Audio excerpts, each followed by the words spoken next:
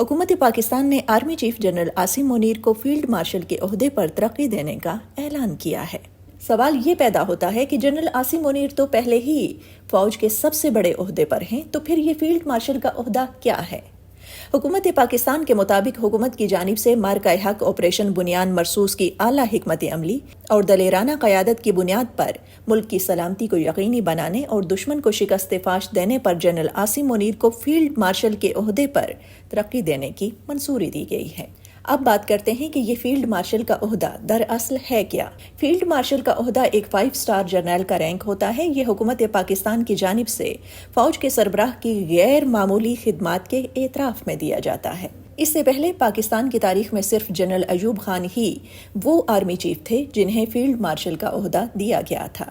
اس عہدے سے مزید اختیارات یا مراعات تو نہیں ملتی، لیکن یہ ان کی خدمات کے اعتراف میں دیا جاتا ہے۔